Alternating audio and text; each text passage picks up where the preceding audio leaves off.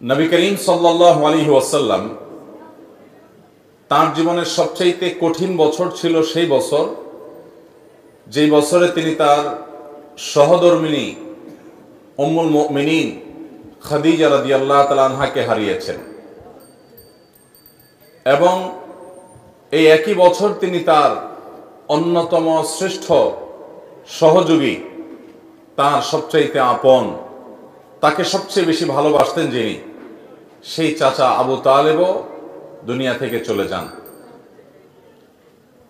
আবার তিনি তায়েফের মানুষের মাঝে দাওয়াত দিতে গিয়ে সেখান থেকে নির্যাতিত হয়ে, নিষ্পেষিত হয়ে, অপমানিত হয়ে, সেখান থেকে ভারাক্রান্ত হৃদয় নিয়ে, শরীর এবং মনের রক্তক্ষরণ একযোগে হয়েছে, সেই অবস্থা থেকে তিনি মক্কায় এসেছেন। কোনো সহায় নেই, সম্বল নেই, এরকম কঠিন একটা সময়, কঠিন একটা পরিস্থিতি তিনি পার করেছেন।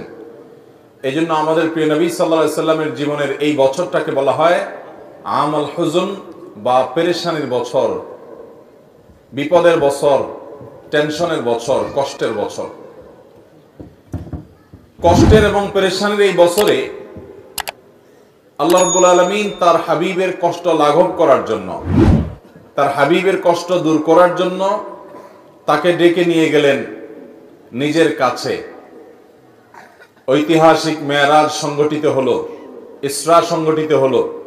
আর ইসরা এবং মেরাজ এই সময়টাতে হওয়ার মূল কারণ হলো যে এই সময় নবী করিম সাল্লাল্লাহু আলাইহি সাল্লামের মনটা বড় খারাপ ছিল, বেদনা বিধুর এবং অত্যন্ত ভারাক্রান্ত হৃদয় নিয়ে তিনি সময় পার করছিলেন।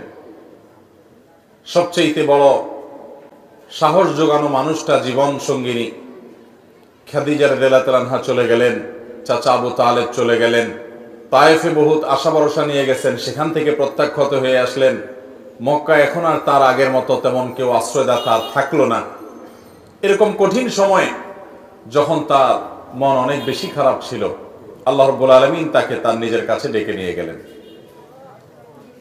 এবং ডেকে নিয়ে তাকে এমন সারপ্রাইজ দিলেন, তাকে আল্লাহ রাব্বুল আলামিনের সান্নিধ্যের সৌরভ তিনি দান করলেন।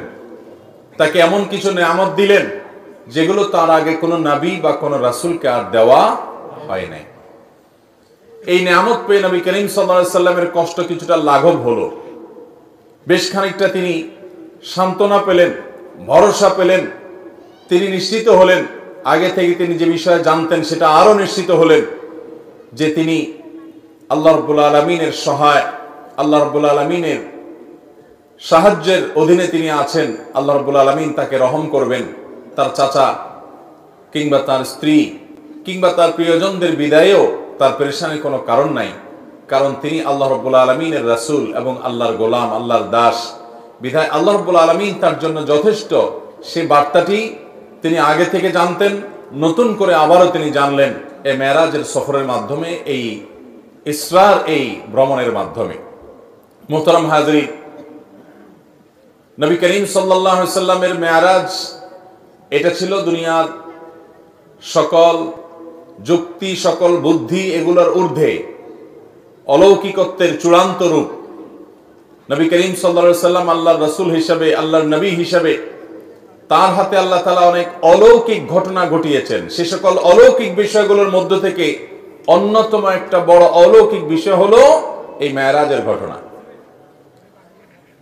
একজন মানুষ মক্কা থেকে, মসজিদে হারাম থেকে এক রাতের সামান্য কিছু সময়ের মধ্যে সুদূর ফিলিস্তিনে মসজিদুল আকসা পর্যন্ত যাওয়া, আবার সেখান থেকে সপ্ত আকাশ ভেদ করে, নবমণ্ডল সব ভেদ করে আল্লাহ রাব্বুল আলামিনের অনেক বড় বড় নিদর্শন, আয়াত মিনাল্লাহি তাবারাকা ওয়া তাআলা, সেগুলো সব অবলোকন করে, জান্নাত জাহান্নামের বিভিন্ন দৃশ্য দেখে, আল্লাহর সাথে কথোপকথন করে, আল্লাহর কাছ থেকে ওহী নিয়ে, বিশেষ বিশেষ বিধিবিধান নিয়ে, আবার নবী রাসূলদের সাথে সাক্ষাৎ করে আবার মক্কায় চলে এসেছেন মাত্র একটি রাতের সামান্য কিছু মুহূর্তের মধ্যে।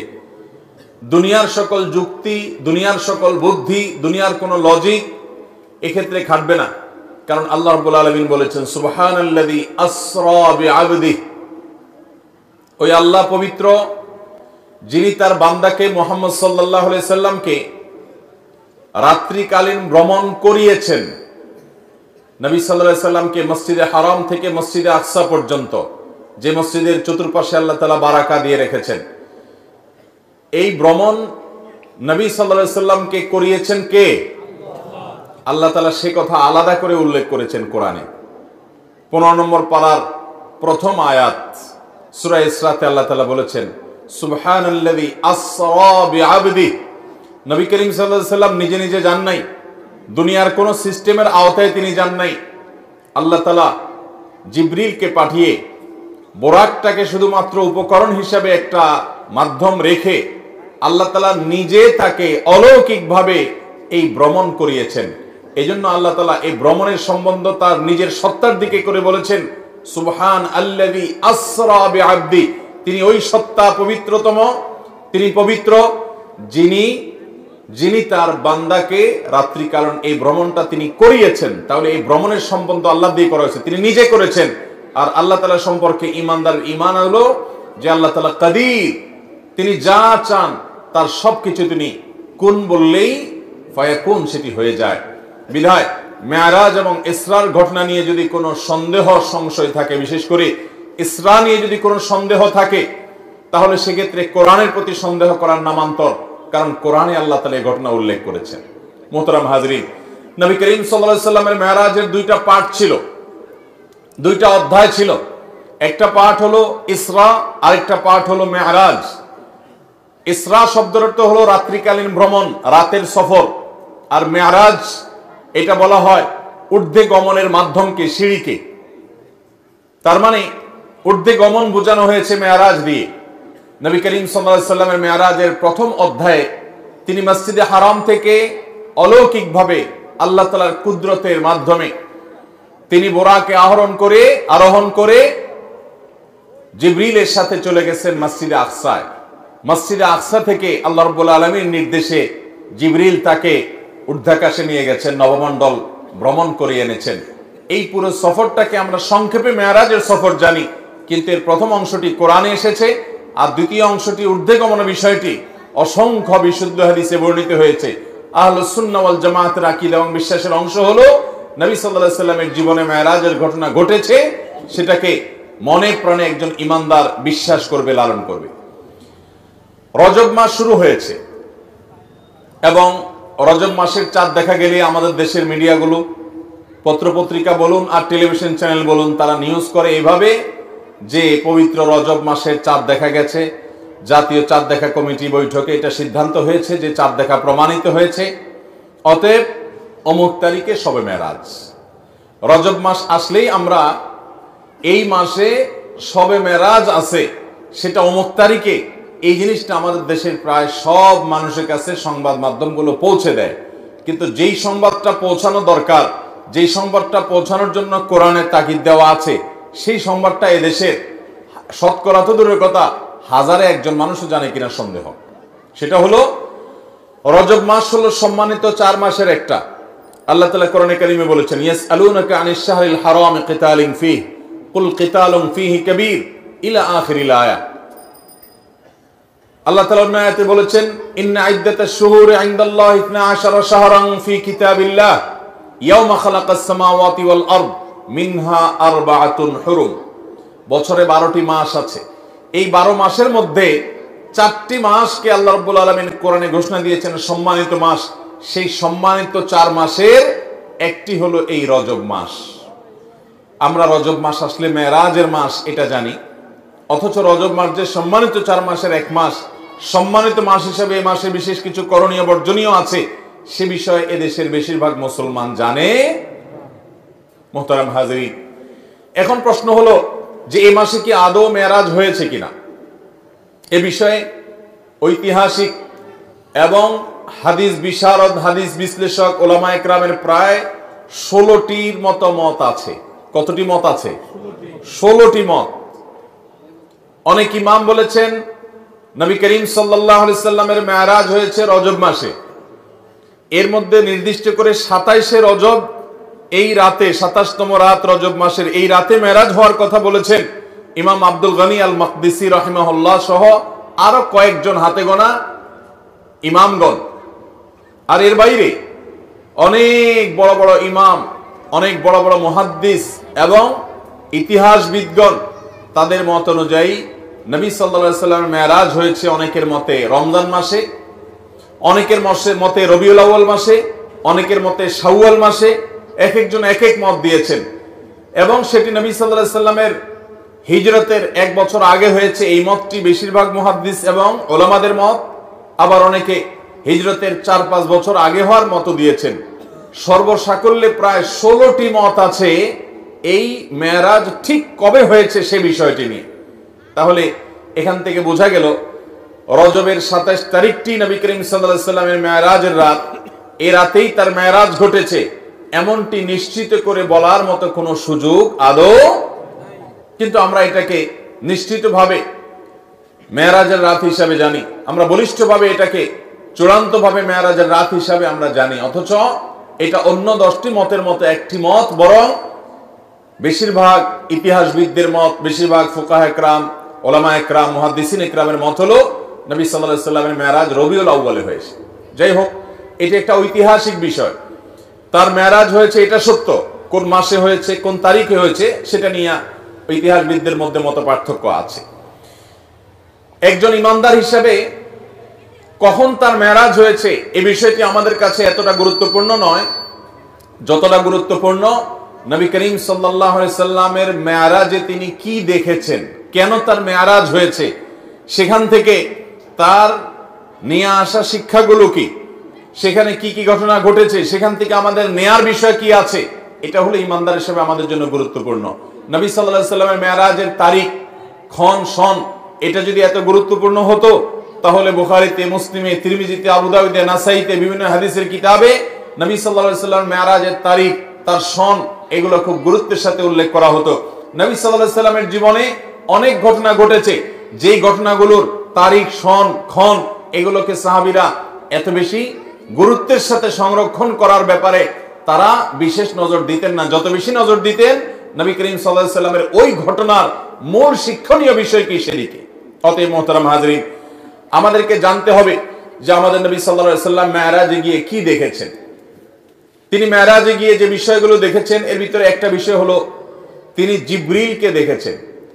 জিবরিল ফেরেশতাকে তিনি তার আপন যে সুরত, তার আসল যে রূপ, সেই রূপে তিনি দেখেছেন। বিভিন্ন বর্ণনা দ্বারা প্রমাণিত যে জিবরিলকে আল্লাহ রাব্বুল আলামিন কতগুলো ডানা দিয়েছেন?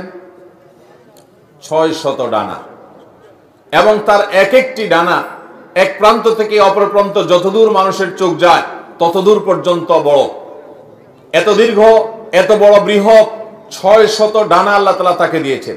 জিবরিলের যে আসল রূপ, মহা সৃষ্টি আল্লাহ তাআলার, যে জিবরিল আয়াতুম মিন আয়াতিল্লাহ, আল্লাহর অসংখ্য নিদর্শনের মধ্যে জিবরিলের অস্তিত্ব একটা নিদর্শন। এটিকে নবী সাল্লাল্লাহু আলাইহি সাল্লাম মেরাজে তার আসল রূপে দেখার সুযোগ পেয়েছেন, এটি ছিল একটি। নবী করিম সাল্লাল্লাহু আলাইহি সাল্লামের মেরাজে তিনি আরো যা দেখেছেন তার মধ্যে দ্বিতীয় হলো বোরাক তিনি দেখেছেন। বোরাক একটি বাহন, এই বোরাক এটা ঘোড়া এবং গাধা এগুলোর সমজাতীয় কাছাকাছি পর্যায়ের এক ধরনের একটা বিশেষ বাহন, যেই বাহনের সমজাতীয় আরেকটা বাহন পৃথিবীতে নাই। এটা নবী করিম সাল্লাল্লাহু আলাইহি সাল্লামের জন্য আল্লাহ তাআলা স্পেশাল পাঠিয়েছেন। যদি আল্লাহ তাআলা চাইলে তাকে সরাসরি উপরে তুলে নিতে পারতেন, কিন্তু আদ-দুনিয়া বিল ওয়াসাইল লা বিল ফাদাইল, দুনিয়াতে সবকিছু ওসিলা এবং মাধ্যম দিয়েই হয়। এজন্য আল্লাহ তাআলা এই বাহনটা ব্যবহার করেছেন। আল্লাহ তাআলা এই বাহনের মুখাপেক্ষী না, এটা ছাড়াও তিনি তার বান্দাকে নিতে পারতেন। তো এই বোরাকের সাক্ষাৎ নবী সাল্লাল্লাহু আলাইহি সাল্লামের সাথে হয়েছে। আমাদের দেশে অনেক ঘর বাড়িতে দেখবেন, অনেক দোকানে দেখবেন বিভিন্ন বড় বড় এরকম ছবি টাঙানো আছে, যে ছবিতে লেখা আছে নবীজির বোরাক, সে বোরাকের আবার দুটা ডানাও আছে, দেখছেন আপনারা? অথচ নবী করিম সাল্লাল্লাহু আলাইহি সাল্লামের বোরাক আমরা কেউ দেখেছি? তাহলে এই ছবি যে অঙ্কন করেছে সে কোত্থেকে দেখলো? বোঝা গেল এটা নবী সাল্লাল্লাহু আলাইহি সাল্লামের বোরাকের নামে প্রতারণা। তার বোরাকের ধরন কেমন ছিল এটা তিনিই জানেন। হাদিসের বিবরণের সাথে বরং এই ছবির কোনো মিল পাওয়া যায় না। এখানে ডানা দেয়া হয়েছে, অথচ নবী সাল্লাল্লাহু আলাইহি সাল্লামের বিবরণ থেকে সেরকম কিছু এখানে যেরকম দেখা হচ্ছে সেরকম কি বোঝা যায় না। অতএব যারা বরকতের জন্য বোরাকের ছবি দোকানে টাঙ্গায় রাখেন, অফিস আদালতে টাঙ্গায় রাখেন, বাসাবাড়িতে টাঙ্গায় রাখেন, তারা এটার কারণে কোনো সওয়াব বা বরকত লাভ করা তো দূরের কথা, উল্টা গুনাহগার হবেন। কারণ নবী সাল্লাল্লাহু আলাইহি ওয়াসাল্লাম বলেছেন বুখারীর হাদিস, লা তাদখুলুল মালাইকাতু বাইতান ফিহি কালবুন আও সূরা, যে ঘরে কুকুর থাকে অথবা কোন প্রাণীর আকৃতি থাকে, ছবি থাকে, সেখানে আল্লাহর রহমতের ফেরেশতা প্রবেশ করবে বিধায় নবীজির বোরাকের নামে আপনি যে ছবি রাখছেন, এটার মাধ্যমে আপনার ব্যবসা বরকত হবে না, ঘরে বরকত নাজিল হবে না, বরং আল্লাহর বরকত এবং রহমত আসার দুয়ার বন্ধ হয়ে যাবে। আল্লাহ তাআলা আমাদেরকে নেক্সট সূরাতে শয়তানের এই ধোঁকা থেকে বেঁচে থাকার তৌফিক দান করুন। তাহলে নবী সাল্লাল্লাহু আলাইহি সাল্লাম মেরাজে গিয়ে দ্বিতীয় যে বিষয়টি দেখেছেন সেটা হলো বোরাক, আল্লাহর বিশেষ এক সৃষ্টি, যেটা আমরা কেউ দেখি নাই, তিনিও আর তার আগে দেখেন নাই, তারপরে আর দেখেন নাই। একটা বিশেষ সৃষ্টি, বিশেষ একটা বাহন, যেটার উপরে করে আল্লাহ তাআলা তাকে ভ্রমণ করিয়েছেন, রাত্রিকালীন ভ্রমণ। তৃতীয়ত তিনি যা দেখেছেন তা হলো তিনি প্রতিটি আসমানে আল্লাহর একজন বিশেষ নবীর সাথে সাক্ষাৎ করেছেন। আল্লাহর যে সমস্ত নবীরা দুনিয়া থেকে বিদায় হয়ে গেছেন, মারা গেছেন, নবীগণ দুনিয়া থেকে চলে যাওয়ার পরও একটা বিশেষ হায়াত, বিশেষ একটা জীবন তারা লাভ করেন। আল্লাহ রাব্বুল আলামিন তাদেরকে অদৃশ্যের জগতে সে অলৌকিকভাবে এক এক আসমানে আল্লাহ তাআলা এক একজন নবীর সাথে, নবী করিম সাল্লাল্লাহু আলাইহি সাল্লাম আমাদের রাসূলের সাক্ষাৎ ঘটিয়েছেন। তিনি প্রথম আসমানে দেখেছেন আদম আলাইহিস সালামকে, দ্বিতীয় আসমানে দেখেছেন ঈসা এবং ইয়াহইয়া আলাইহিস সালামকে, তৃতীয় আসমানে দেখেছেন আল্লাহ নবী ইউসুফ আলাইহিস সালামকে, চতুর্থ আসমানে দেখেছেন আল্লাহ নবী ইদ্রিস আলাইহিস সালামকে, পঞ্চম আসমানে দেখেছেন আল্লাহ নবী হারুন আলাইহিস সালামকে, ষষ্ঠ আসমানে দেখেছেন আল্লাহ নবী মুসা আলাইহিস সালামকে, আর ৭ নম্বর আসমানে দেখেছেন আল্লাহর আরেক নবী এবং খলিল আল্লাহর রাসূল ইব্রাহিম আলাইহিস সালামকে। তো আল্লাহ তাআলা আমাদের প্রিয় নবী সাল্লাল্লাহু আলাইহি সাল্লামকে এতজন উলুল আজমি মিনার রাসূল, বড় বড় রাসূলের সাথে, আল্লাহর বড় বড় নেককার বান্দাদের সাথে, নবীদের সাথে, যারা দুনিয়াতে আল্লাহর মিশন নিয়ে, তাওহীদের দাওয়াত নিয়ে এসেছেন, বহু গ্লানি পোহায়েছেন, তাদের সাথে আমাদের নবীজি সাক্ষাতের সুযোগ করে দিয়েছেন। তিনি তাদের সাথে পরামর্শের সুযোগ পেয়েছেন, তাদের কাছ থেকে অভিজ্ঞতা শেয়ার করার সুযোগ পেয়েছেন, তাদের নসিহা নেওয়ার সুযোগ পেয়েছেন। তারা তাকে অভিবাদন জানিয়েছেন, তাকে ওয়েলকাম জানিয়েছেন, আল্লাহর শ্রেষ্ঠ রাসূল, শ্রেষ্ঠ নবী হিসেবে তাকে তারা সম্মান দিয়েছেন। এই নেয়ামতটা আল্লাহ আমাদের হাবিব সাল্লাল্লাহু আলাইহি সাল্লামকে, আমাদের প্রিয় নবী সাল্লাল্লাহু আলাইহি সাল্লামকে, আল্লাহর হাবিবকে আল্লাহ তাআলা এই নেয়ামতটা মেরাজের মাধ্যমে দিয়েছেন, যে তিনি আদম আলাইহিস সালামের সাথে, ঈসা এবং ইয়াহইয়া আলাইহিস সালামের সাথে, ইউসুফ এবং ইদ্রিস আলাইহিস সালামের সাথে, মুসা এবং হারুন আলাইহিস সালামের সাথে এবং ইব্রাহিম আলাইহিস সালামের সাথে ৭ আসমানে এক একজনের সাথে সাক্ষাৎ তিনি করেছেন। চতুর্থত আমাদের নবী করিম সাল্লাল্লাহু আলাইহি সাল্লাম মেরাজে যা দেখেছেন সেটা হলো আল্লাহ তাআলা সূরা কাউসারে বলেছেন, ইন্না আ'তাইনাকাল, হে রাসূল আমি আপনাকে দান করেছি কাউসার। কাউসার শব্দের অর্থ হলো অধিক কল্যাণ, প্রভূত কল্যাণ। এখানে হাউজে কাউসারও বোঝানো হতে পারে। হাউজে কাউসার যেটি আল্লাহ তাআলা আমাদের নবীজিকে দিবেন কিয়ামতের ভয়াবহতম দিনে, যেদিন পিপাসায় মানুষের প্রাণ ওষ্ঠাগত হওয়ার উপক্রম হবে, কিন্তু মৃত্যু তো আর হবে না। সেই ভয়াবহ কঠিন সময়ে আল্লাহ রাব্বুল আলামিন তার হাবিবকে হাউজে কাউসার দান করবেন এবং হাউজে কাউসারে অজস্র পরিমাণে এটা থেকে পান করার জন্য পাত্র থাকবে। তার তত্ত্বাবধানে সেখান থেকে পানি পান করানো হবে। তিনি তার উম্মতের মধ্য থেকে যারা সুন্নাহকে আঁকড়ে ধরেছে, বিদআত থেকে যারা দূরে থেকেছে, শিরক থেকে যারা দূরে থেকেছে, তাওহীদ যারা মজবুত করেছে, আকীদা ঈমান যারা বিশুদ্ধ করেছে, প্রতিটা আমলে সুন্নাতে রাসূলকে জেনে জেনে আমল করেছে, বিদআতকে ছুঁড়ে ফেলে দিয়েছে, এ আল্লাহর বান্দাদের জন্য যারা নবী সাল্লাল্লাহু আলাইহি সাল্লামের দুনিয়া থেকে যাওয়ার পর তার দ্বীনের মধ্যে পরিবর্তন করে নাই, কোন রকম বিদআত সংযোজন করে নাই, কোন বিয়োজন করে নাই, এই মানুষগুলোকে নবী সাল্লাল্লাহু আলাইহি সাল্লাম সেদিন হাউজে কাউসার থেকে পানি পান করাবেন। সেই হাউজে কাউসার আল্লাহ রাব্বুল আলামিন মেরাজে নিয়ে জিবরিলের মাধ্যমে নবীজিকে দেখিয়েছেন, তাকে দেখার সুযোগ করে দিয়েছেন যে এই সেই হাউজ, যে হাউজ আপনাকে দান করা হবে কিয়ামতে ভয়াবহ সময়ে আপনি যখন মানুষকে পানি পান করাবেন, সেটা তিনি মেরাজে অবলোকন করেছেন। ঠিক একইভাবে নবী করিম সাল্লাল্লাহু আলাইহি সাল্লাম মেরাজে জাহান্নামের যে দারোয়ান, যার নাম হলো মালিক, সে মালিক দারোয়ানের সাথে সাক্ষাৎ, জাহান্নামের প্রধান প্রহরী, তার সাথে সাক্ষাৎ নবী সাল্লাল্লাহু আলাইহি সাল্লাম মেরাজে হয়েছে। বাইতুল মামুর নামে একটা মসজিদ, একটা ঘর আছে যেটা সপ্ত আসমানের উপরে, এবং যেটা বাইতুল্লাহ, যেটা মক্কাতে মসজিদুল হারাম, এই মসজিদুল হারাম কাবা ঘরের ঠিক বরাবর উপরে একেবারে সপ্ত আকাশের ঊর্ধ্বে বাইতুল মামুর নামক এই মসজিদ সেখানে স্থাপিত আছে। এই মসজিদে প্রতিবারে 70,000 ফেরেশতা প্রবেশ করেন আল্লাহর ইবাদতের জন্য। যারা একবার ঢুকেন তারা ইবাদত করে বের হওয়ার পর আর তারা ঢুকেন না, নতুন 70,000 ঢুকে। আল্লাহ তাআলার ফেরেশতা কত অগণিত, তাদের সংখ্যা কত বেশি সেটা একমাত্র আল্লাহ ভালো জানেন। এখান থেকে কিছুটা আঁচ এবং অনুমান করা যায়। সেই বাইতুল মামুরে নবী করিম সাল্লাল্লাহু আলাইহি সাল্লামকে আল্লাহ তাআলা যাওয়ার এবং সেখানে উপস্থিত হওয়ার সুযোগ দিয়েছেন মেরাজের মাধ্যমে। ঠিক একইভাবে নবী করিম সাল্লাল্লাহু আলাইহি সাল্লামকে আল্লাহ তাআলা সিদরাতুল মুনতাহা, সেখানে আল্লাহ তাআলা যাওয়ার সুযোগ দিয়েছেন এবং জান্নাত দেখার সুযোগ দিয়েছেন, জাহান্নাম দেখার সুযোগ দিয়েছেন। জাহান্নামের কিছু চিত্র, জাহান্নামের কিছু মক বা ডামি দৃশ্য নবী সাল্লাল্লাহু আলাইহি সাল্লামকে আল্লাহ দেখিয়েছেন। জান্নাতের কিছু চিত্র, কিছু দৃশ্য নবী সাল্লাল্লাহু আলাইহি সাল্লামকে আল্লাহ তাআলা দেখিয়েছেন। দাজ্জালের সাথে সাক্ষাৎ হয়েছে। এরকম আরো বহু জিনিস আল্লাহ নবী সাল্লাল্লাহু আলাইহি সাল্লাম মেরাজের এই সফরে তিনি দেখেছেন, আল্লাহ তাআলা তাকে দেখিয়েছেন। নবী আলাইহিস সালাম এই সমস্ত আল্লাহর কুদরত, আল্লাহর সমস্ত আয়াত দেখার পর দুনিয়াতে তার সেই আমাল হুজুন, তার যে পেরেশানির বছরের যে পেরেশানি, তার স্ত্রী হারা যে বেদনা, তার সহায় হারা চাচা হারা যে বেদনা, তায়েফের মানুষের কষ্ট দেওয়ার যে বেদনা, মক্কার মানুষের কাছ থেকে নিগৃহীত হওয়ার যে বেদনা, এই সকল বেদনা লাঘব হয়ে নতুন করে আর আল্লাহর তরফ থেকে ঈমানের চার্জ নিয়ে তিনি আবার পূর্ণদমে দুনিয়াতে এসে আবার দাওয়াতি কাজ চালু করতে পেরেছেন, আরম্ভ করতে পেরেছেন। এটা ছিল আল্লাহ তাআলার পক্ষ থেকে তার হাবিবের প্রতি, তার রাসূলের প্রতি মস্ত বড় ইহসান এবং দয়া। আল্লাহ রাব্বুল আলামিন আমাদেরকে প্রিয় নবী সাল্লাল্লাহু আলাইহি সাল্লামের এই মেরাজ থেকে শিক্ষাগুলো গ্রহণ করার তৌফিক দান করুন। মোহতারাম হাজরিন, নবী করিম সাল্লাল্লাহু আলাইহি সাল্লামের মেরাজের পথে তার প্রথম অংশে তিনি মসজিদুল হারাম থেকে, মক্কা থেকে মসজিদুল আকসায় গিয়েছেন। মসজিদুল আকসায় কি ঘটেছিল সে সম্পর্কে নবী আলাইহিস সালাম থেকে বর্ণিত বিশুদ্ধ হাদিসের আলোকে আমরা যা জানি তার খোলাসা এবং সার নির্যাস হলো যে তাকে যখন জিবরিল মসজিদে হারাম থেকে নিয়ে গেলেন মসজিদে আকসায়, আকসা এমন একটা জায়গায় অবস্থিত যে ফিলিস্তিন, যে মসজিদে আকসার মাটি আম্বিয়া এবং রসুল, বহু নবী এবং রাসূলগণ তাদের পদচারণায় মুখরিত ছিল। বহু নবী রাসূলগণ এই মসজিদে আকসায় সালাত আদায় করেছেন, এটার ইমাম ছিলেন, এটার তত্ত্বাবধায়ক ছিলেন, এটার দায়িত্বশীল ছিলেন, এখানে নামাজ পড়েছেন, এখানে ইবাদত বন্দেগী করেছেন, এই মহল্লায় বসবাস করেছেন, এই মহল্লায় তাদের কবর আছে।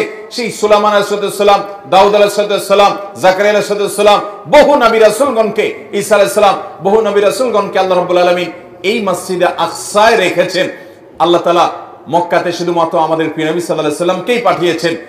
এবং আমরা ঐতিহাসিক ঘটনা জানি বিভিন্ন হাদিসের আলোকে, বুখারী বর্ণনার আলোকে, যে আল্লাহ রাব্বুল আলামিনের নির্দেশে ইব্রাহিম আলাইহিস সালাম তিনি ইরাক থেকে বিভিন্ন প্রান্ত ঘুরে ফিলিস্তিনে গিয়েছেন। আল্লাহ নির্দেশ করলেন যে তুমি তোমার স্ত্রী এবং সন্তান ইসমাইলকে নিয়ে রেখে আসো মক্কায়। তিনি রেখে আসলেন মক্কায়। মক্কা আবাদ হলো।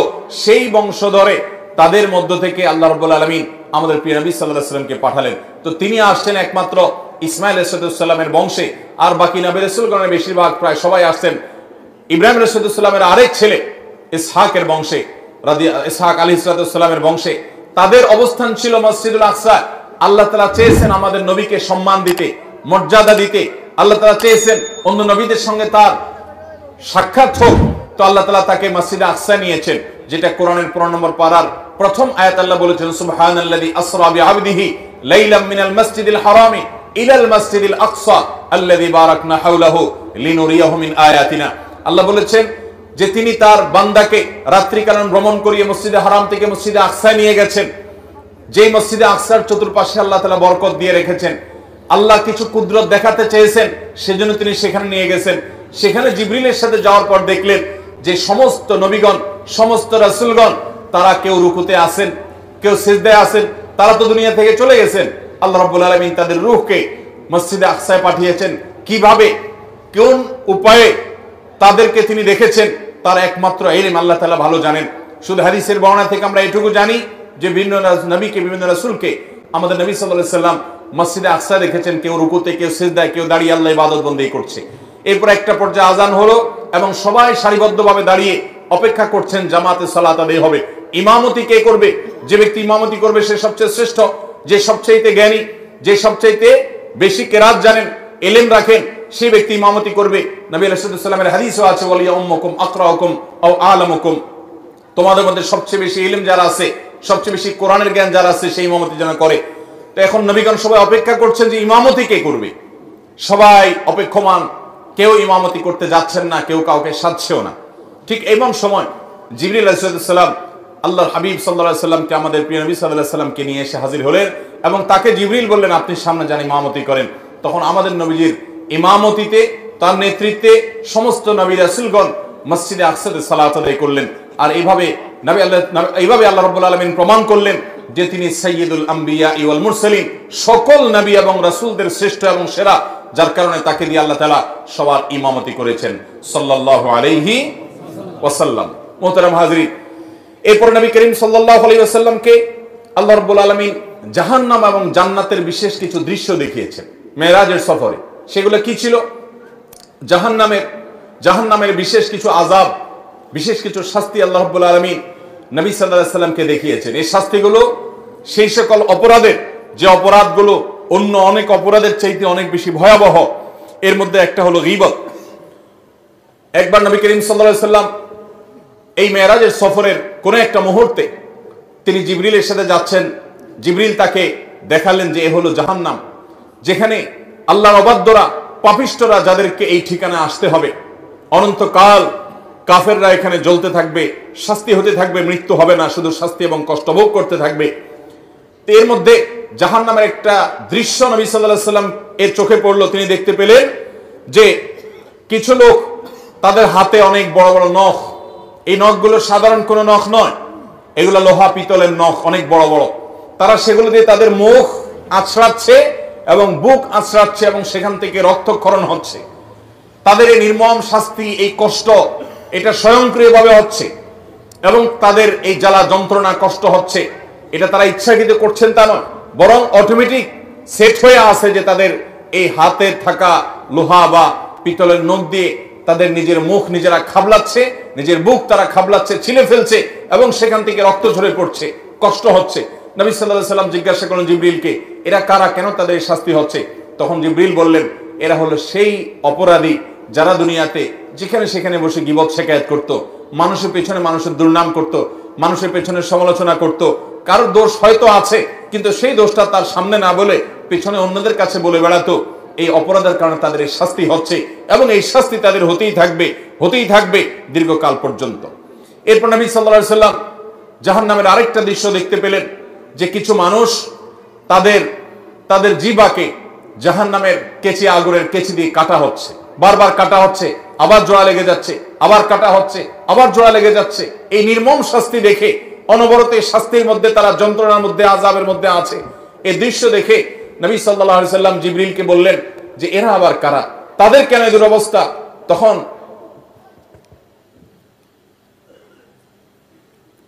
তখন জিবরিল বললেন, হে আল্লাহর রাসূল, এরা হলো সেই হতভাগা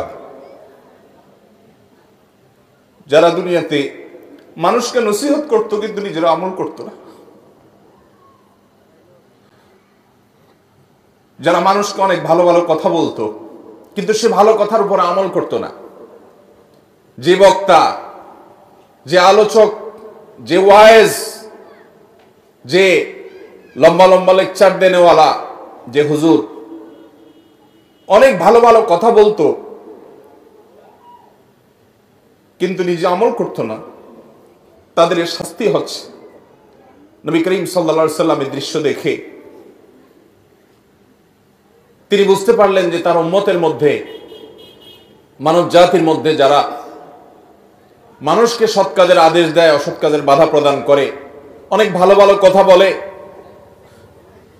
অথচ সে কথা অনুযায়ী আমল করে না, এই হতভাগা, এই কপাল পোড়া, এই খারাপ মানুষগুলোর জন্য শাস্তি। আল্লাহ রাব্বুল আলামিন এই ভয়ঙ্কর শাস্তি থেকে বাঁচার মতো নেক আমল আমাদের সবাইকে করার তৌফিক দান করুন। মানুষকে নেক আমলের কথা বলতে হবে, নিজে করতে পারি না বা নিজের দুর্বলতা আছে, এই অজুহাতে নেক আমলের কথা মানুষকে বলা ছাড়া যাবে না। কিন্তু সবসময় মনে রাখতে হবে যে আমি যে কথাটি মানুষকে বলছি সে কথাটি আমি নিজে আমল করছি কিনা। আল্লাহ রাব্বুল আলামিন আমাদেরকে আমাদের প্রতিটি কথা আমরা যা বলি তার প্রতিটি হরফ অনুযায়ী আমাদেরকে আমলের তৌফিক দান করুন। মুহতারাম হাজরিন, নবী করিম সাল্লাল্লাহু আলাইহি সাল্লামকে জাহান্নামের আরো একটি দৃশ্য দেখানো হয়েছে। তিনি দেখতে পেলেন যে কিছু মানুষ খুব নোংরা, আবর্জনা, ময়লা এই জাতীয় জিনিসগুলো খাচ্ছে। এই খাওয়া কোনো সুখকর খাওয়া নয়, এই খাওয়া কোনো তৃপ্তিদায়ক খাওয়া নয়, এটা শাস্তিমূলক খাওয়া, এটা স্বয়ংক্রিয় খাওয়া। খেতে বাধ্য হচ্ছে তারা এবং তাদের কষ্ট হচ্ছে, যন্ত্রণা হচ্ছে, আযাব। নবী সাল্লাল্লাহু আলাইহি ওয়াসাল্লাম জিজ্ঞাসা করলেন, এর শাস্তি কেন হচ্ছে? তখন জিবরিল বললেন, হে আল্লাহর রাসূল, এরা দুনিয়াতে গীবত শিকায়ত করত, মানুষের পেছনে তাদের লাগালাগি করত, মানুষের পেছনে শত্রুতা করত, সমালোচনা করত। হয়তো কেউ চায়ের দোকানে বসে, কেউ হয়তো বাড়িতে এক মহিলা আরেক মহিলার পেছনে, হয়তো এক দোকানদার অন্য দোকানের পেছনে, হয়তো বা একজন আলেম আরেক আলেমের পেছনে, এক মানুষ অন্য মানুষের পেছনে ষড়যন্ত্র করত, দোষ চর্চা করত, গীবত করত। তাদেরকে নোংরা খাদ্য খেতে বাধ্য করা হচ্ছে, এটা তাদের করণ এবং করুণ শাস্তি। ঠিক একইভাবে নবী সাল্লাল্লাহু আলাইহি ওয়াসাল্লামকে দেখানো হলো যে কিছু মানুষ রক্তের নদীতে হাবুডুবু খাচ্ছে, তাদেরকে প্রস্তর দ্বারা নিক্ষেপ করা হচ্ছে এবং তারা ওই কঠিন শাস্তির মধ্যে নিপতিত। জিজ্ঞাসা করা হলো, এই পরিণতির কারণ কি? জবাব এলো, এরা দুনিয়াতে সুদের কারবারের সাথে জড়িয়ে থাকতো। তারা ব্যবসা বাণিজ্যকে বড় করার জন্য, দুনিয়াতে একটু ভালো থাকার জন্য সুদের সাথে জড়িয়েছে, যার কারণে তাদের এরকম শাস্তি। নবী করিম সাল্লাল্লাহু আলাইহি ওয়াসাল্লামকে জাহান্নামের এরকম বিশেষ কিছু শাস্তির দৃশ্য আল্লাহ রাব্বুল আলামিন দেখালেন। এখানে একটা প্রশ্ন আসতে পারে যে জাহান্নামে তো মানুষ কিয়ামতে বিচার হবে, পুলসিরাতে পার হওয়ার ব্যাপার হবে, তার আগে মিজানের পাল্লে আমল মাপা হবে, তারপরে মানুষ জান্নাতীরা জান্নাতে যাবে, জাহান্নামীরা জাহান্নামে যাবে। কিন্তু নবী সাল্লাল্লাহু আলাইহি ওয়াসাল্লাম এখনই, আজ থেকে প্রায় 1450 বছর আগে, তিনি মেরাজে কিভাবে জাহান্নামের লোক দেখলেন? জাহান্নামে তো কেউ এখনো যায়ই নাই, কিভাবে দেখলেন? এর উত্তর হলো, প্রথমত এটা আলমুল গায়বের বিষয়, অদৃশ্যের জগতের বিষয়। অদৃশ্যের জগতের এই রূপ সম্পর্কে আমরা আমাদের দৃশ্যমান জগতের সাথে যদি তুলনা করি, এটার সাথে যদি আমরা মিলিয়ে সেটাকে আমরা বোঝার চেষ্টা করি, সেটা ভুল হবে। দ্বিতীয় কথা হলো যে এটা হয়তো বা কোনো মক বা কোনো ডামি টাইপের ছিল, যে এরকম দৃশ্য হবে, সেরকম একটা চিত্র নবী সাল্লাল্লাহু আলাইহি ওয়াসাল্লামের সামনে শুধুমাত্র উপস্থাপন করা হয়েছে, যেটার বাস্তবায়ন হবে অনেক পরে। বাকি এর প্রকৃত অবস্থা কি ছিল সেটা একমাত্র আল্লাহ তাআলা ভালো জানেন। যখন অসংখ্য বিশুদ্ধ হাদিসে বর্ণিত হয়, তখন ইমানদার হিসাবে সেটিকে আমাদের অস্বীকার করবার কোনো সুযোগ থাকে না, বরং সেটা সত্য, মহাসত্য। একজন ইমানদার সেটি বিশ্বাস করবে। বিধায় নবী সাল্লাল্লাহু আলাইহি ওয়াসাল্লামের মেরাজে জাহান্নামের এই সমস্ত দৃশ্য তিনি দেখেছেন। জান্নাতের একটা বিশেষ চিত্রের কথা তার এক হাদিসে উঠে এসেছে। জান্নাতে নবী করিম সাল্লাল্লাহু আলাইহি ওয়াসাল্লামকে আল্লাহ রাব্বুল আলামিন জিবরিলের মাধ্যমে জান্নাতের কিছু দৃশ্য দেখিয়েছেন। এর মধ্যে জান্নাতে মিশক আম্বরের মাটি, যে মাটির সবটুকুই মিশক আম্বর দিয়েই তৈরি, পুরো মাটিটাই মিশক আম্বরের মাটি, এটা আল্লাহ তাআলা তাকে দেখিয়েছেন। এবং দেখিয়েছেন আল্লাহ রাব্বুল আলামিন তাকে মণিমুক্তা দিয়ে তৈরি করা গম্বুজ। জান্নাতের আরো বহু জিনিস আল্লাহ তাআলা তাকে দেখিয়েছেন। এর মধ্যে একটা বিশেষ ঘটনা নবী আলাইহিস সালাম পরবর্তীতে বলেছেন বেলাল রাদিয়াল্লাহু তাআলা আনহুকে। তিনি বললেন, বেলাল, আমি জান্নাতে গিয়ে তোমার পায়ের আওয়াজ, তুমি জুতা পরে যখন হাঁটো কেমন আওয়াজ হয় আমি জানি। পরিচিত মানুষ যারা, একান্ত কাছের মানুষের পায়ের হাঁটার আওয়াজ কেমন হয় সেটা মুখস্থ হয়ে যায় মানুষের। নবী সাল্লাল্লাহু আলাইহি ওয়াসাল্লাম বলেছেন, বেলাল, আমি জান্নাতে আমি দেখেছি যে আমার আগে আগে তুমি হাঁটছো, এরকম মনে হচ্ছিল, এবং তোমার পায়ের জুতার আওয়াজ আমি শুনতে পেলাম। বেলাল, আমাকে বলো তুমি কি আমল করো? বেলাল রাদিয়াল্লাহু তাআলা বললেন, হে আল্লাহর রাসূল, আমার তো এরকম বিশেষ কোনো আমল নাই, আপনি যা বাতান সেগুলাই তো। আমি খুব গুরুত্বের সাথে, বিশেষ গুরুত্বের সাথে স্পেশাল কোনো আমল করি, সেরকম আহামরি এরকম কোনো বিশেষ আমল তো নাই। তবে একটা আমল আমার আছে, সেটা হলো, হে আল্লাহর রাসূল, দিন এবং রাত যখনই আমি ওযু করি, ওযু করার পর আমি 2 রাকাত নামাজ পড়ি, তাহিয়াতুল ওযু পড়ি, এটা আমি কখনো ছাড়ি না। নবী করিম সাল্লাল্লাহু আলাইহি ওয়াসাল্লামের আর বুঝতে বাকি ছিল না তার বিশেষ স্পেশাল আমল, যেটা হয়তো আমরা অনেকে আজকাল করি না। বিশেষ করে আমাদের সমাজ থেকে তাহিয়াতুল ওযুয়ে নামাজ বিলুপ্ত হয়ে গেছে, এই সুন্নাত আজ হারিয়ে গেছে। আমরা ওযু করার পর 2 রাকাত নামাজ পড়ার বেশিরভাগ মানুষ অভ্যস্ত না। তাহিয়াতুল ওযু তো পরের কথা, তাহিয়াতুল মসজিদও আমাদের সমাজ থেকে হারিয়ে গেছে। মানুষ মসজিদে চলে যায়, ধাপ করে বসে যায়, অথচ নবী সাল্লাল্লাহু আলাইহি ওয়াসাল্লাম বলেছেন, ইদা দাখালা আহাদুকুমুল মাসজিদা, তোমাদের কেউ যদি মসজিদে প্রবেশ করে, ফালা ইয়াজলিস হাত্তা ইউসাল্লি রাকাতাইন, তাহলে সে মসজিদে ঢুকে যেন 2 রাকাত নামাজ পড়া ছাড়া না বসে। নবী করিম সাল্লাল্লাহু আলাইহি ওয়াসাল্লাম এত গুরুত্ব দিতেন। এক ব্যক্তি এসে বসে গেছে, তিনি তাকে বলেছেন, তুমি কি 2 রাকাত নামাজ পড়েছো? লোকটি বলেছে, না পড়ি নাই। নবীজি বলেছেন, কুম, দাঁড়াও, তুমি 2 রাকাত নামাজ পড়ো, তারপরে বসো। আল্লাহর ঘরের সম্মানার্থে গিয়ে বসতে হলে তুমি 2 রাকাত নামাজ পড়বে, তারপরে গিয়ে বসবে। এই তাহিয়াতুল মসজিদ আমাদের সমাজ থেকে হারিয়ে গেছে।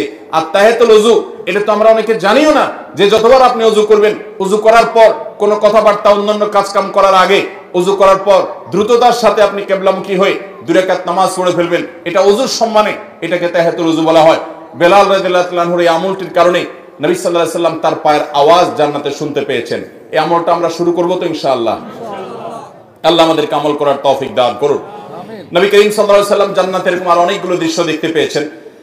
আমরা এরপরে জানবো যে নবী করিম সাল্লাল্লাহু আলাইহি সাল্লাম মেরাজ শেষ করে, মেরাজের প্রাককালে, মেরাজের মধ্যে নবী সাল্লাল্লাহু আলাইহি সাল্লামের জীবনের সবচেয়ে বড়, মেরাজের পুরো সফরের মধ্যে সবচেয়ে বড় ঘটনা কোনটা ঘটেছে?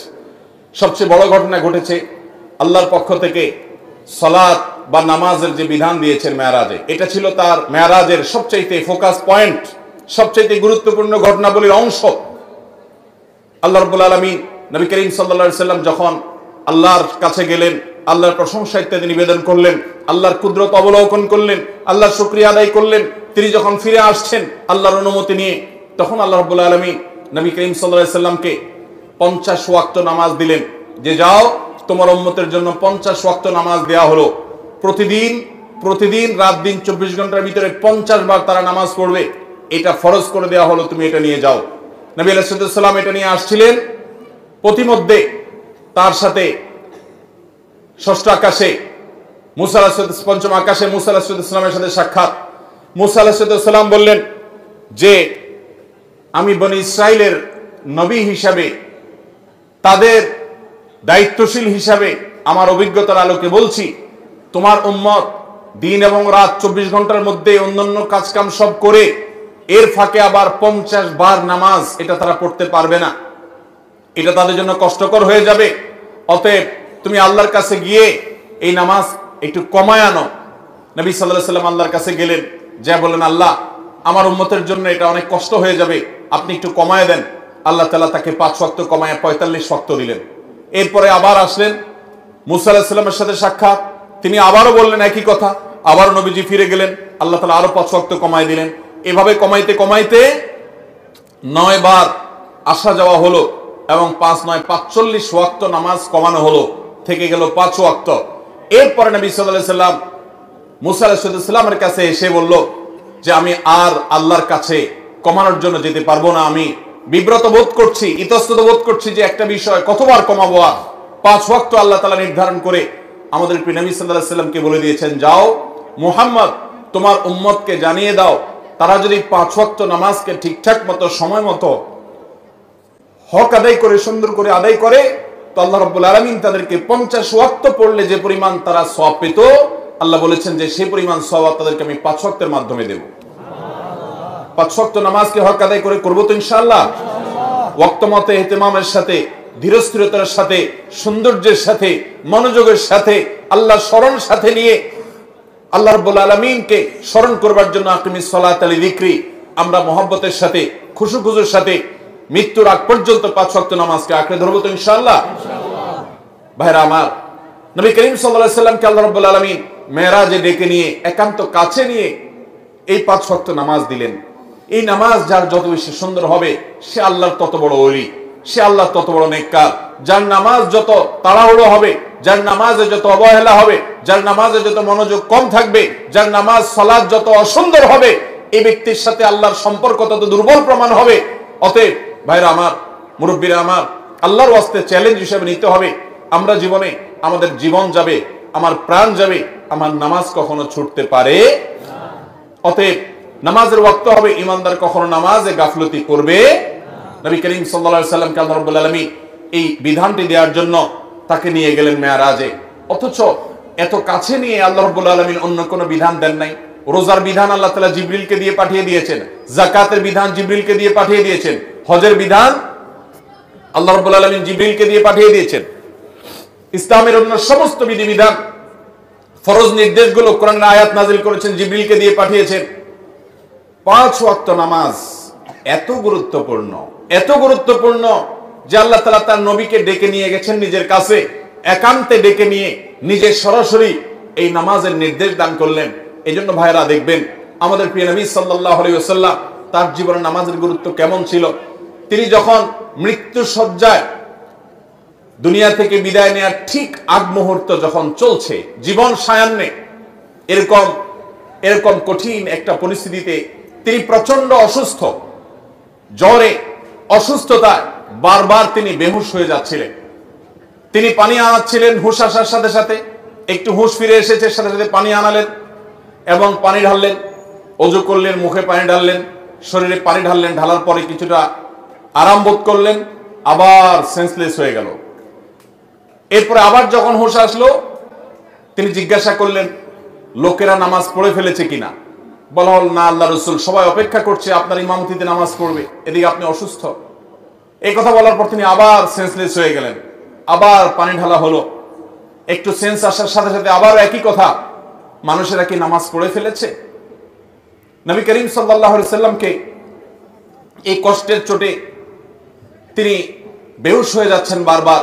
যখন এই পানি ঢেলে তাকে একটু আরাম দিয়ে একটু হুঁশে ফিরে আনা হচ্ছিল, হুঁশে আসার সাথে সাথে তার প্রশ্ন, সবাই নামাজ কি পড়ে ফেলেছে। এরপরে যখন তিনি মোটামুটি একটু স্টেবল হলেন, নামাজ পড়ার মতো হলেন, কিন্তু উঠে গিয়ে মসজিদে নববীতে যারা গেছেন মদিনাতে জানেন নবীজির মিম্বর এবং তার কবর, এই কবর এবং মিম্বর, কবরটা ছিল তার বাসা, তার হুজরা, তার উম্মুল মুমিনিনদের হুজরা, আয়েশা তাআলার হুজরা, ওখান থেকে তার মিম্বর সামান্য কয়েক গজ দূরত্ব। এই প্যান্ডেলের এই মাথাও হবে না, অল্প একটু জায়গা। এইটুকু জায়গা নবী সাল্লাল্লাহু আলাইহি সাল্লাম পায়ে হেঁটে নামাজ পড়ার মতো ক্ষমতা ছিল না। এত দুর্বল হয়ে গেছেন, এত অসুস্থ, বারবার সেন্সলেস হচ্ছিল।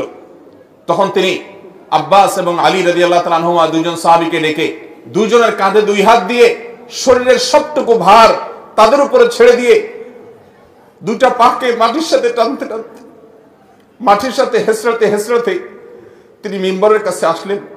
কিন্তু ইমামতি করার মতো শক্তি শরীরে নাই। তিনি ইশারা দিলেন, মুরু আবু বকর ইউসাল্লি বিন নাস, তোমরা আবু বকরকে বলো ইমামতি করে যেন নামাজ পড়ায়। নবীজির সে শক্তি ছিল না। অথচ ভাইরা, মাসআলা আমরা সবাই জানি, এরকম অসুস্থ যদি কেউ হয় তার জন্য মসজিদে আসা কি জরুরি? এত অসুস্থ হলে তিনি তো বাসায় নামাজ পড়তে পারেন।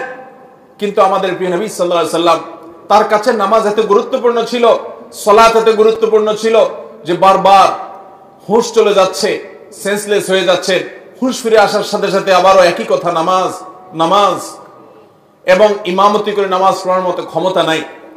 তারপরেও তিনি বাধ্য হয়ে যখন আবু বকর রাদিয়াল্লাহু তাআলা আনহু হিম্মত করছিলেন না তার পিছনে ইমামতি করার, তার সামনে ইমামতি করার, তখন নবী সাল্লাল্লাহু আলাইহি ওয়াসাল্লাম নিজে ইমামতি করলেন কষ্ট করে। এবং তার পিছনে সাহাবায়ে কেরাম জামাতের সাথে নামাজ পড়লেন। নামাজের গুরুত্ব দেখেন ভাইরা আমার। খলিফাতুল মুসলিমিন ওমর ফারুক রাদিয়াল্লাহু তাআলা আনহু, তাকে যখন ফিরোজ আল লুলু নামে অগ্নিপূজক নরাধম ফজরের নামাজের ইমামতি করতে এসেছেন, তিনি খঞ্জরের আঘাতে তাকে যখন পরাস্ত করলো, অনেকগুলো আঘাত করেছে খলিফাতুল মুসলিমিনকে, তিনি নামাজের প্রথম রাকাত শেষ করেছেন, দ্বিতীয় রাকাতে তাকে আঘাত করে যখন জমিনে ফেলে দিয়েছেন, তখন সে ফিরোজ আল লুলু নামক অগ্নিপূজক নরাধম, এই কাফের, সে পালানোর চেষ্টা করছিল। সাহাবীরা তাকে থামানোর চেষ্টা যখন করেছে, বহু সাহাবীকে সে আঘাত করেছে। বিভিন্ন বর্ণনা থেকে বোঝা যায় 7 জন সাহাবী ওই জায়গায় উপস্থিত, ওই অবস্থা মৃত্যুবরণ, শাহাদাত বরণ করেছেন। এবং এরপর অন্যান্য সাহাবীদেরকে বারবার সে খঞ্জর দিয়ে আঘাত করছিল। একটা পর্যায়ে সাহাবায়ে কেরাম একটা চাদর দিয়ে তার মুখ পেঁচিয়ে ফেলে তাকে পরাস্ত করে ফেলে। এরপরে যখন ওমর রাদিয়াল্লাহু তাআলা আনহুকে নিয়ে যাওয়া হলো তার বাড়িতে চিকিৎসা দেওয়ার জন্য, বারবার তিনি বেহুশ হয়ে যাচ্ছেন, প্রচন্ড আঘাতে জর্জরিত, পুরো শরীর থেকে রক্ত বের হয়ে শেষ হয়ে যাচ্ছে। যখনই একটু তার সেন্স আসছে, তিনি তার পরিবারের লোকদেরকে বলতে লাগলেন, পানি নিয়ে আসো। সবাই গ্লাসে করে বা কোনো বাটিতে করে পানি নিয়ে আসতে লাগলো, এমন ভাবে সবাই মনে করেছে উনি পানি পান করবে। তিনি বলেন, না, পানি পান করার পানি তো না, ওযুর পানি নিয়ে আসো, কারণ আমার নামাজ তো বাকি আছে।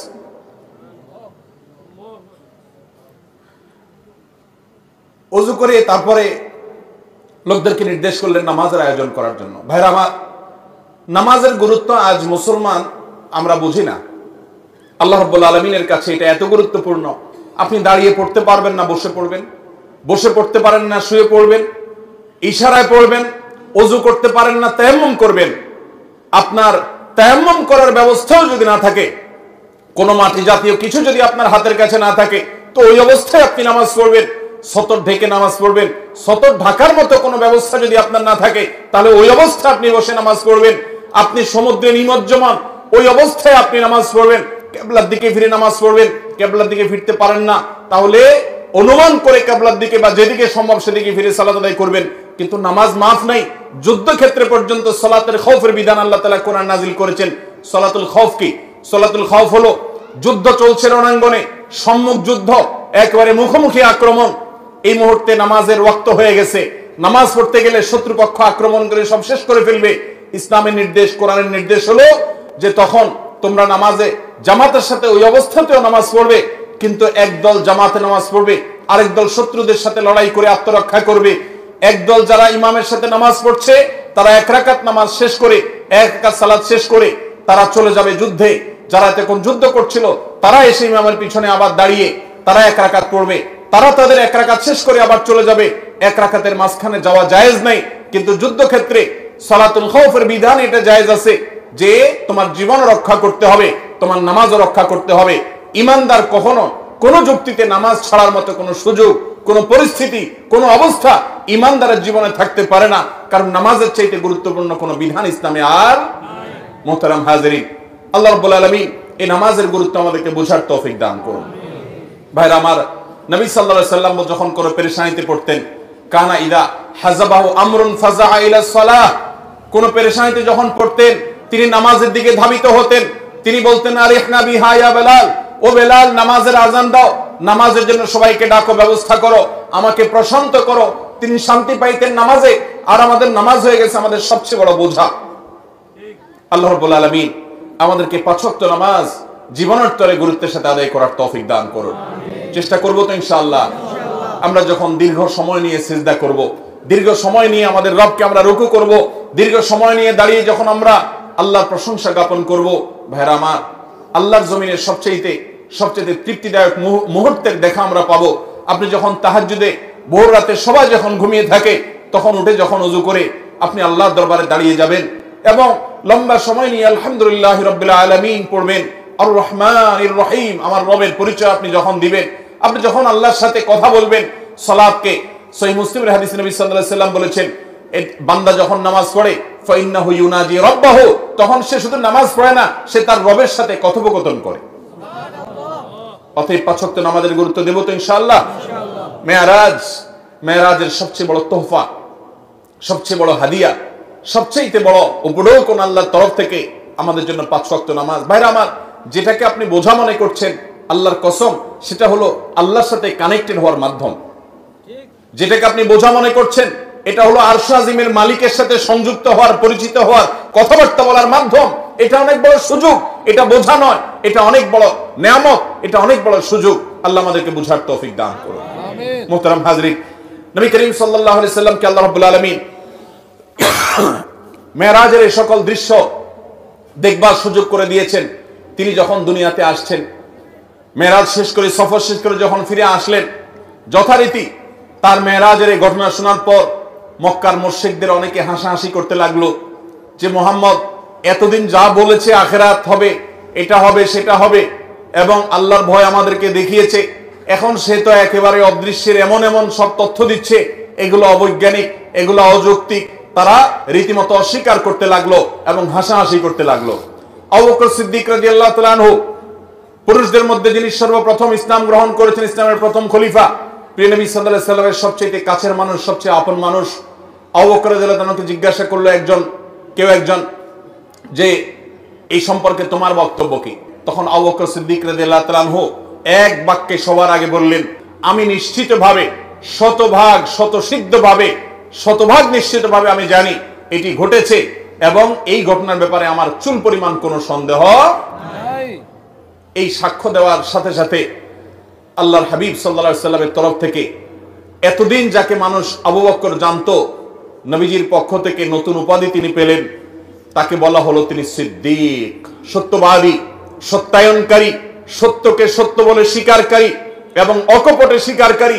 সবার আগে যিনি নবীর নবুয়তকে পুরুষদের মধ্যে স্বীকার করে নিয়েছেন, নবীর মেরাজের এই অলৌকিকত্বকে স্বীকার করেছেন, বিশ্বাস করেছেন, ঈমান এনেছেন, আল্লাহ রাব্বুল আলামিন তাকে সিদ্দিকের এই উপাধি পাওয়ার তৌফিক দিয়েছেন। তিনি মহাসত্যবাদী, সত্যকে সত্যায়নকারী হিসেবে তিনি সার্টিফিকেট পেয়েছেন। ইতিহাস তাকে আবু বকর সিদ্দিক বলে জানে, কিন্তু সিদ্দিক এই উপাধি পেয়েছেন তিনি এই মেরাজের ঘটনাকে কেন্দ্র করে। অথচ অনেক দুর্বল ইমানের মুসলমান, অনেকে মোরতাদ হয়ে গেছে এই ঘটনা শুনে। অনেক কাফেররা হাসাহাসি করতে লাগলো, কিছু মুশরিকরা নবী নেওয়ার জন্য প্রস্তুত হয়ে গেল। আচ্ছা মুহাম্মদ, তুমি নাকি রাতে মসজিদুল আকসা ঘুরে এসেছো, আচ্ছা বলো দেখি মসজিদুল আকসার স্ট্রাকচার সম্পর্কে তোমাকে কিছু প্রশ্ন করি। তারা অনেকগুলো প্রশ্ন করলো। নবী করিম সাল্লাল্লাহু আলাইহি সাল্লাম মসজিদে আকসায় গেছেন রাতে গিয়ে আবার ফিরে এসেছেন, পুরো স্ট্রাকচার তো দেখা সম্ভব নয়। আল্লাহ তাআলা তার নবীর সত্যতা প্রমাণের জন্য মুজিজা হিসাবে তার সামনে সে চিত্র ধরে রেখেছেন। তিনি একটা একটা করে প্রশ্ন উত্তর দিলেন। অনেক মুশরিকরা তার এই অলৌকিকত্ব দেখার পর যখন বাস্তবতার সাথে মিলে গেল, তখন তার প্রতি নতুন করে ঈমান এনেছে সাল্লাল্লাহু আলাইহি মুহতারাম হাজরিন। এভাবে মেরাজের ঘটনার পরিসমাপ্তি ঘটলেও কিয়ামত পর্যন্ত আগত সকল ঈমানদার নারী পুরুষের জন্য মেরাজের এই ঘটনা বহু শিক্ষা বহন করে। অনেক অগণিত শিক্ষা এই মেরাজ আমাদেরকে দিয়ে যায়।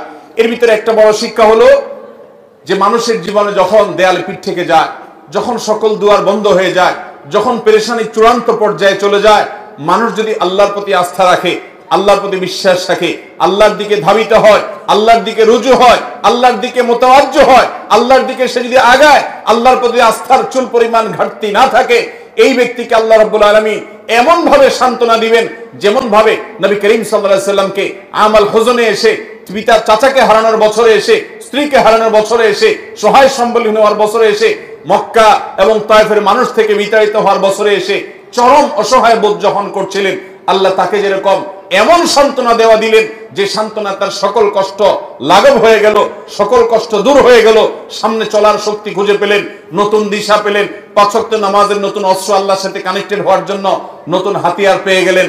তাকে যেরকম আল্লাহ তাআলা সান্ত্বনা দিয়েছেন, মেরাজের ঘটনা আমাদেরকে শিক্ষা দেয় আমাদের জীবনে যত বিপদ আসুক, যত পেরেশানি আসুক, আমরা আল্লাহর দিকে রুজু থাকবো, আল্লাহর দিকে ধাবিত থাকবো।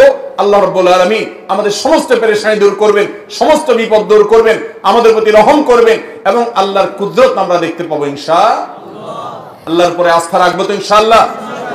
আল্লাহ তাআলা কোরআনে কারীমে বলেছেন, ওয়া মান ইয়াতাওয়াক্কাল আলাল্লাহ ফাহুয়া হাসবুহ।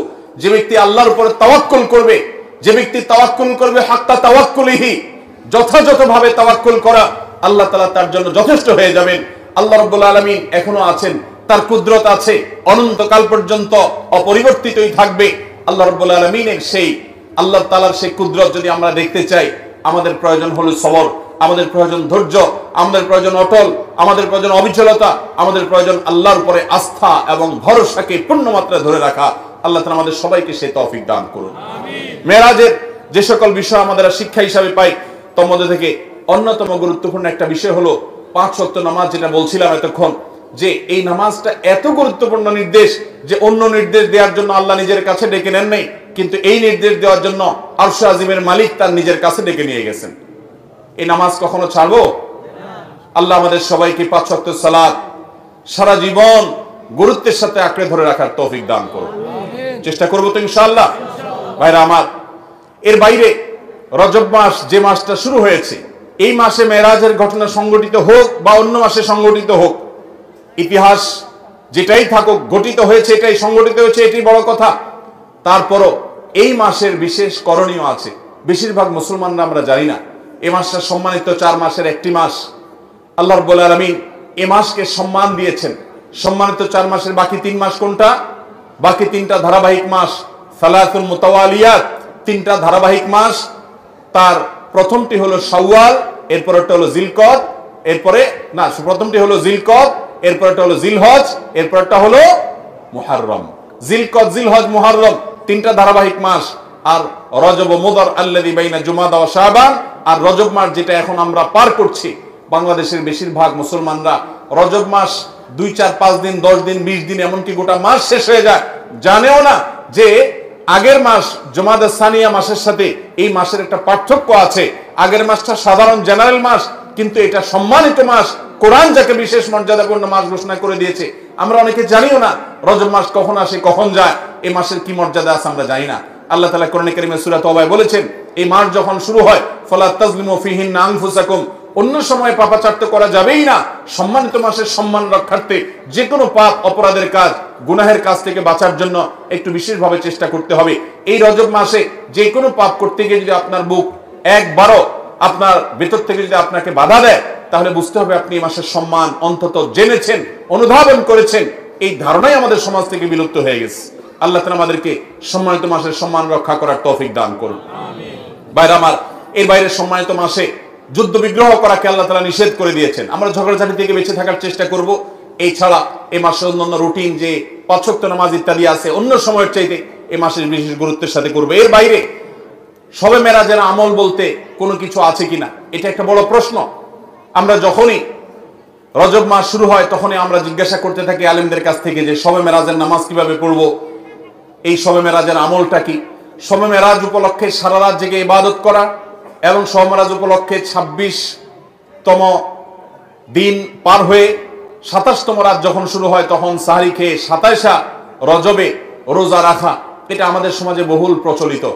অথচ ভাইরা আমার, যেটা আমরা শুরুতে বলেছি, রজব মাসের 27 তারিখে নবী সাল্লাল্লাহু আলাইহি ওয়াসাল্লামের মেরাজ হয়েছে এমনটি নিশ্চিত কোনো বিষয় নয়।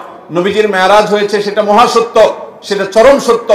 সেটা কি রজবে হয়েছে, না জুমাদাল, নাকি সেটা রবিউল আউয়ালে হয়েছে, নাকি রমাদানে হয়েছে, নাকি শাওয়ালে হয়েছে, 15-16টি মত আছে ইতিহাসবিদদের। যদি ধরেও নেই আমরা রজবের এই 27 তারিখেই হয়েছে, যেমন কোন কোন ইমামগণ বলেছেন, সে আলোকে যদি আমরা ধরেও নেই, তারপর আমরা বলবো নবী সাল্লাল্লাহু আলাইহি সাল্লামের মেরাজ হয়েছে হিজরতের আগে। এরপর নবী সাল্লাল্লাহু আলাইহি সাল্লাম প্রায় 11 বছর বেঁচে ছিলেন। এই পুরো সময় জুড়ে কখনো তিনি মেরাজ দিবস, মেরাজ রজনী উদযাপন এটা তিনি কখনো করেছেন বলে কোনো জাল বা জয়ীফ হাদিসে পর্যন্ত বর্ণিত হয়নি। বিধায় মেরাজের এই ঘটনার পুনরাবৃত্তি বা এই ইতিহাস, ওই তারিখটার পুনরাবৃত্তিকে আপনার কেন্দ্র করে প্রতি বছর একটা বিশেষ দিনকে শবে মেরাজ উদযাপন করা, রাতভর বিশেষভাবে ইবাদত করা, দিনভর বিশেষ গুরুত্ব দিয়ে রোজা রাখার কথা বিশুদ্ধ কোনো হাদিস দ্বারা প্রমাণিত নয়। আমরা শুধুমাত্র মেরাজের বিষয় থেকে শিক্ষা গ্রহণ করব, মেরাজ থেকে আনিত নামাজটা আমরা আদায় করব। এর বাইরে এই তারিখকে কেন্দ্র করে রাতভর ইবাদত আপনি অন্য সময় করতে চাইলে এই মাসেও করেন, এই রাতেও করেন, অন্য সময় নফল নামাজ পড়েন, আপনি এই দিনে নফল নামাজ পড়ার নিষেধ নেই। কিন্তু মেরাজকে কেন্দ্র করে কোনো নামাজ, মেরাজকে কেন্দ্র করে কোনো রোজা, এটা কোনো বিশুদ্ধ হাদিস দ্বারা বর্ণিত হয় নাই। অনেকে এই রজব মাসে বিশেষ উমরা করেন, যেটাকে উমরায়ে রজবিয়া বলে। এটা বিশেষ ফজিলতের কথা মানুষ নিজেরা অনেকে বানিয়ে নিয়েছে, অথচ এটিও কোনো বিশুদ্ধ হাদিস দ্বারা বর্ণিত হয়নি। অনেকে 27 রজবে সালাতুল রাগায়েব নামে বিশেষ প্রক্রিয়া, বিশেষ নামাজ পড়ে, এটাও কোনো হাদিস দ্বারা বর্ণিত হয় নাই। আল্লাহ কোরআনে বলেছেন, মা আতাকুমুর রাসূলু ফাখুযু ওয়া মা নাহাকুম আনহু ফান্তাহু, তোমাদেরকে রাসূল যা দিয়েছেন সেটা আঁকড়ে ধরো, যা নিষেধ করেছেন সেটা থেকে তোমরা বেঁচে থাকো। মন গড়া কোনো আমল করলে সওয়াব তো হবেই না, উল্টা বরং গুনাহ হবে। আমাদের সমাজে অনেক মানুষ আছেন যারা আজকাল এই সমস্ত কথা শুনলে বলেন যে এটা নাই সেটা নাই, কিছু লোক বাইরে হয়েছে, এটা নাই সেটা নাই শুধু বলে। ভাইরা বাবারা আমার, কোরআন এবং হাদিসে যদি থাকে আপনি 100 বার আমল করেন, আপনি একটু দেখেন, একটু যাচাই করেন, একটু চেক করেন। কোরআন হাদিস অনুবাদ হয়ে গেছে, কোনো বই পুস্তক নয়, হয় কোরআনে, আল্লাহর নবী করিম সাল্লাল্লাহু আলাইহি ওয়াসাল্লামের কোন হাদিসে। ইসলাম ফাউন্ডেশন প্রায় সবগুলো বইয়ের অনুবাদ করেছে, বড় বড় প্রসিদ্ধ হাদিস গ্রন্থগুলো। আপনি চেক করে দেখেন যে মেরাজের রাতকে কেন্দ্র করে, মেরাজের দিনকে, দিবসকে কেন্দ্র করে কোনো আমল সাহাবা ইকরাম করেছে কিনা, নবী সাল্লাল্লাহু আলাইহি ওয়াসাল্লাম করেছে কিনা। তিনি যদি করে আপনি কেন করবেন না? আর যদি তিনি না করেন তো মনে রাখবেন, দেখতে মনে হয় নামাজ ভালো জিনিসই তো, আবার এখানে বাধা কেন? অনেকে বলেও যে রাত্রে মানুষ নামাজ পড়বে, চুরি তো করবে না, গান তো শুনবে না, তাহলে কিছু হুজুররা বাধা কেন দেয়? ভাইরা আমার, নামাজ আপনি পড়েন, এটাতে কোনো সমস্যা নেই, কিন্তু এই রাতে কোরআন হাদিসের নির্দেশ, ইসলামের নির্দেশ মনে করে যদি কোনো কাজ করেন, অথচ ইসলাম আপনাকে নির্দেশ করে নাই, তাহলে সেটা হলো মন গড়া আমল। মন গড়া আমলকে বলা হয় বিদআত, আর বিদআত হলো গোমরাহি, ভ্রষ্টতা। ওয়া কুল্লু দালালাতিন ফিন্নার, আর নবীজি বলেছেন সকল ভ্রষ্টতার ঠিকানা কোথায়? জাহান্নাম। আমরা যখন খেতে চাষ করি, চাষ করলে শুধুমাত্র যখন আপনি ধানের গাছ লাগান, শুধু ধান গাছ হয় না সাথে আগাছাও হয়? আগাছা দেখতে ধানের মতো না? আমরা কি সে আগাছাগুলো রেখে দেই নাকি আস্তে আস্তে তুলে ফেলে দেই? যদি কেউ মনে করে আরে ধান গাছ তো অল্প একটু জায়গাতে আছে, আগাছা আগাছার জায়গায় হয়েছে, সমস্যা কি? এই বেচারাকে তুলে কেন মেরে ফেলতে হবে? থাকুক না, ধান গাছও থাকুক, ওইটাও থাকুক, তাহলে ধানের ফসলের ফলন ভালো হবে। আপনার ঈমান এবং আমলের ফলন যদি ভালো হতে হয় তাহলে বিদআত এবং মন গড়া আমল এগুলো থেকে নিজেকে সরাতে হবে। আপনি এমনি নিজে থেকে নফল আমল করেন সেটা ভিন্ন কথা, কিন্তু বিশেষ কোন দিবসে কোরআন হাদিসে আছে বা ইসলামের নির্দেশ মনে করে বিশেষ ফজিলত মনে করে যখন করবেন তখন সেটা বিদআতে পর্যবসিত হবে। অতএব মেরাজ এটাকে উদযাপন নয়, আসুন মেরাজকে উপলব্ধি করার চেষ্টা করি। মেরাজকে ঘটা করে পালন করা নয়, বরং মেরাজের শিক্ষাগুলো দিয়ে আমাদের জীবনকে আমরা সাজাবার চেষ্টা করব তো ইনশাআল্লাহ। আল্লাহ রাব্বুল আলামিন আমাদের সবাইকে মেরাজের এই গুরুত্ব বুঝার তৌফিক দান করুন। এই মেরাজের অন্যতম বড় শিক্ষা হলো আমাদের প্রিয় নবী সাল্লাল্লাহু আলাইহি সাল্লামের মর্যাদা কত বেশি। এই মেরাজ থেকে আমরা উপলব্ধি করার সুযোগ পাই, কারণ তিনি তার হাবিবকে ডেকে নিয়ে গেছেন এবং অন্য নবীদের সাথে সাক্ষাৎ করিয়েছেন, নবী এবং রাসূলদের ইমামতি করিয়েছেন। এতগুলো বিষয় দিয়ে আল্লাহ তাআলা প্রমাণ করেছেন তার হাবিবের মর্যাদা কত বেশি। সেই সাথে মসজিদে আকসা এবং বাইতুল মাকদিসের যে মর্যাদা অনেক বেশি, সেটাও কিন্তু এই মেরাজের ঘটনা থেকে বোঝা যায় যে আল্লাহর হাবিবকে আল্লাহ তাআলা সেখানে প্রথমে নিয়ে গেছেন এবং বলেছেন কোরআনে যে তার চতুর্পাশে আল্লাহ তাআলা বারাকা দিয়েছেন। অতএব আমরা মেরাজের এই সকল শিক্ষাগুলো আমরা অর্জন করার চেষ্টা করব তো ইনশাআল্লাহ।